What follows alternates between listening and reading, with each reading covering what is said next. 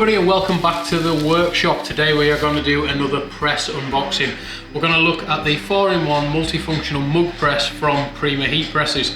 So I've got the box down on the floor and what I'm going to do is we're going to get down there, we're going to take it out of the box, I'm going to show you how to set it up and show you how to use it. We're going to go over all the features and stuff that the press has got. Yeah, so let's get on with it.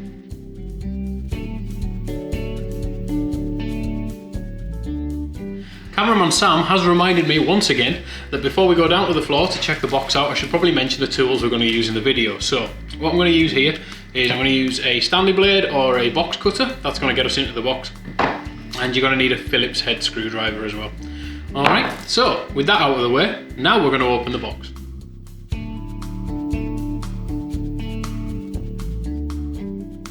Hello from the floor. So this is what you'll get when you receive your delivery. Everything's in this box.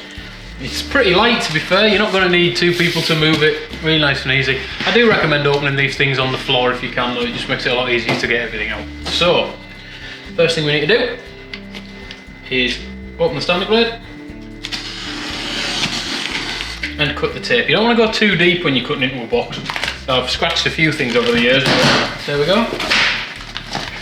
So that'll just open up like that. So when you first open the box, what you're going to be presented with is a load of packing foam and your manual sheet. So this sheet here, we'll talk about it a little bit later on, but that's got the QR codes on it that take you to the operations manual for the press. So you want to keep hold of that. Then you want to take this bit of foam off, and there's the press, and you've got the elements are in there as well. Okay. So what we're going to do is I'm going to take these out. So there's the mug press itself. Just grab it by, you can grab it by the crossbar, it won't come to any harm. So there's the mug press. And then in here you'll have your 3 additional elements. So you'll have, yep, that's a 9-10 ounce element and 2 latte elements. Like there. You will also have a kettle lead, so you can plug it in. There will be a small fuse, little glass fuse. You want to keep hold of that as well, so put that with your manual. And there will also be a condition test report from when it left the factory, so that's just the final inspection note before it left manufacture. And that's it. What I would recommend, as always with these things, is keep hold of this box until you've been using your press for a little bit. Just if you do need to, if you ever need returned or anything like that, it's a lot easier if you've got a box. It's also really handy if you move premises to have all the boxes for these machines. It makes moving them a lot safer. Right, so I'm going to get rid of this box over in the corner, and I'm going to get all this laid out for you. So let's have a look what's in it.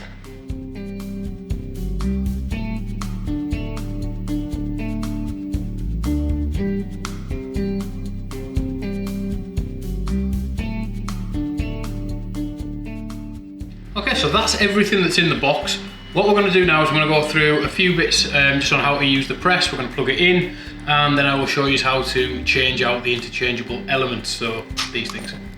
Right, first thing you want to do is take your kettle lead, and then we're going to plug that into the front of the machine. Okay, so if you take your kettle lead, there are 3 holes in the front there, and there are 3 pins in the machine that correspond, and it'll only go in one way. It is important that you don't plug this into the mains before you plug it into the machine. So we're going to plug this in here, then we can connect it up to the mains. So that just slides in like that. Right, I'll just plug this into the mains, give me a second.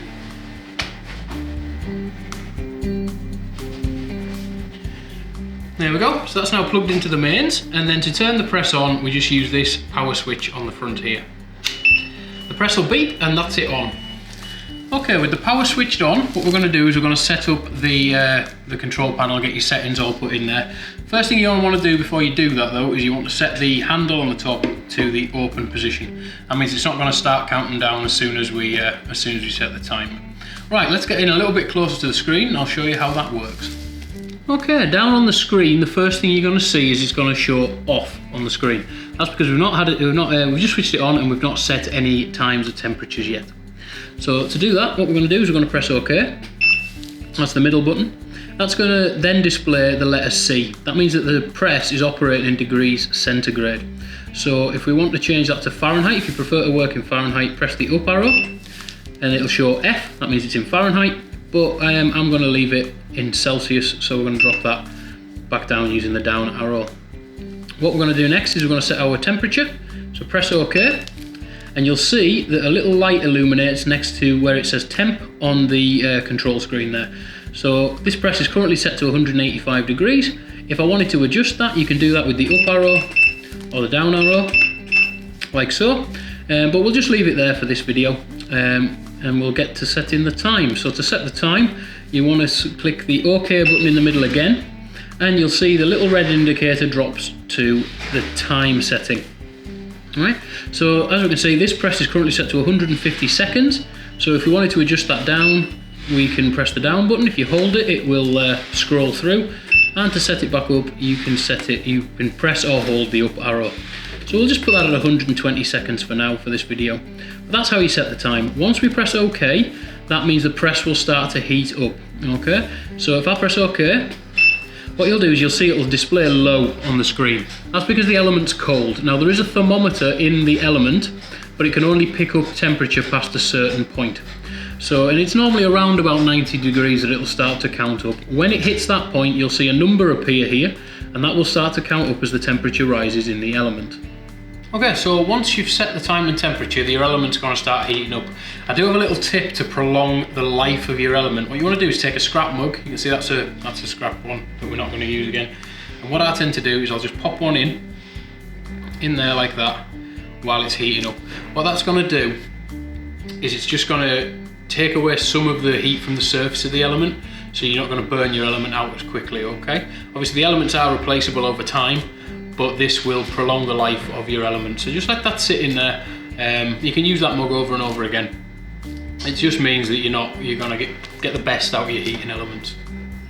Right, so what we're going to do now is we're going to move on to how to adjust the pressure.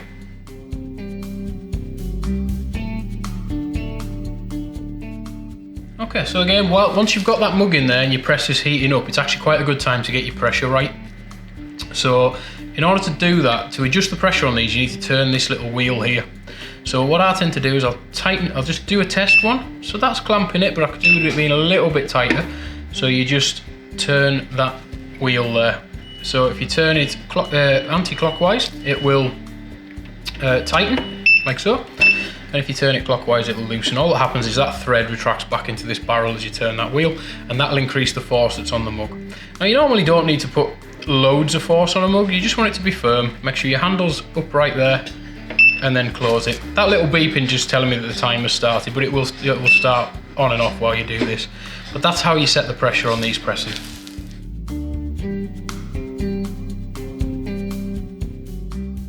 So now we know how to set up the time, the temperature, and adjust your pressure on the press.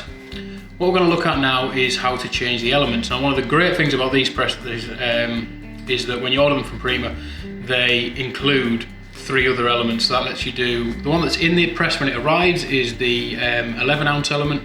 They also include a 9-10 ounce element, so for the narrower mugs and the bottles and stuff, and you also get your 2 latte elements. So that's a 12 ounce latte and a 17 ounce latte. Now, it's really straightforward to change the elements on these presses. All you need to do is the most important thing you need to do before you start playing with the elements at all is you want to make sure your power's off and you've disconnected the kettle lead. So this is now totally isolated from the power. You don't want to be messing about with the power connectors and stuff while this is plugged in, okay? We don't want any electrocutions. So, what I'm going to do is, for the sake of this video, I'm going to put the 9-10 ounce element in, but the process is exactly the same for the other 2 elements. What we're going to do is we're going to unscrew these 4 little screws at the top, and then we're going to take out the power lead there. So I'll just get in nice and close on the top, and I'll show you how we take those out. With the power disconnected, the first thing we need to do is we need to release this little cable tidy here, and that's where your screwdriver comes in. So it's a Phillips head screwdriver. We're just going to pop that in, and I'll take that out. I'm sure Sam will speed through this because we don't need to see me unscrew a screw.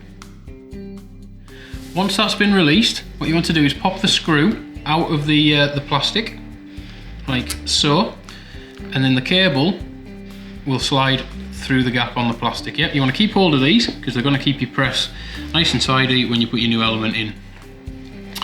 The next stage is to take out the collared power connector there. Okay, so to do that, you need to turn this, there's like a knurled wheel on the outside, so we need to turn that and loosen it, like that. It's a bit hard to do from the back of this sometimes, but there you go. So we're going to loosen that off, yeah, and then you're just going to pop out, a little bit of a wiggle, pop out the power connector. You'll see the pins there correspond to the holes inside the machine, all right? Now what we need to do is, with that unplugged, is remove the element. Right, so to remove the element, we have 4 thumb screws on the top there. So what you want to do is you just want to take these out, like so. Keep screwing them, and they'll come out like that. So you want to keep hold of these, because this is how we're going to fix the next element in. Alright, so again, I'm going to ask Sam to spin through the video while I unscrew all 4 of these, and then I'll come back to you with how we fit the new element. Okay, with the 4 screws released, that element is now completely loose from the housing, so we just need to reach in. If you bring the tops in, it becomes a little bit easier, so bring them together and they'll come out through the gap there. Okay, so that's the 11-ounce element removed. When it comes to putting the new element in, all we do is reverse the process. So I'm going to bring the ends of the element together, bring it in. Now the easiest way to do it, I've found, is to hold it like that and just loosely put these 2 screws back in. That's just going to hold it in place while we line it up with the bar here. Yep, so push it in like that. And then what you want to do is here, you want to push the metal against the bar so it sits square. And then pop your first screw back in on this side, like so. And then push in again so it's square to the bar. And then thread that screw in there as well. Okay, once they're all in, push this side down so it's flush.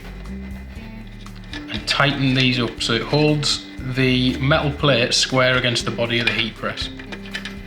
Like that.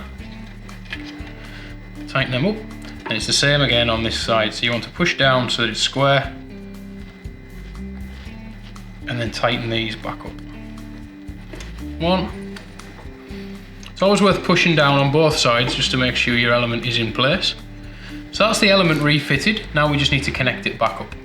With the element secured in place, all we need to do now is reconnect the socket and put the cable tidy back in. So what I tend to do, there's a couple of ways. You can either connect that first, but I tend to connect the socket back in. It will only go in one way, so what you want to do is marry the cutout in the metal there to the little pin at the side. You'll be able to see it just here. So we just want to line that up like that. You'll feel it click, and then just wiggle it in until it's nice and tight, and then you want to screw down the collar. That's going to secure that in place. Now you don't need to use a tool or anything, you don't want to over tighten that, you just want to tighten it up enough so that it holds it in place.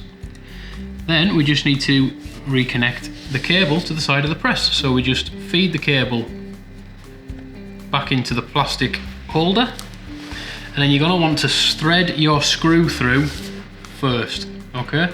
So if you thread the screw through both holes so it sticks out the side like that, then bring it to the press. Take your screwdriver and just turn it a few threads so that it's holding its own weight. And then you just want to adjust your cable so there's not too much tension on this side, not too much tension on this side. Once you've got it in a place that you're happy with, we just screw that into the side there, like so.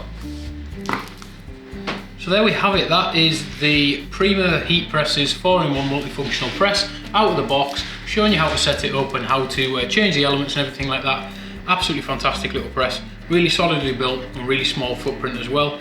Especially when you consider it's got the other elements that come with it, that really sort of opens up what you can do with the press.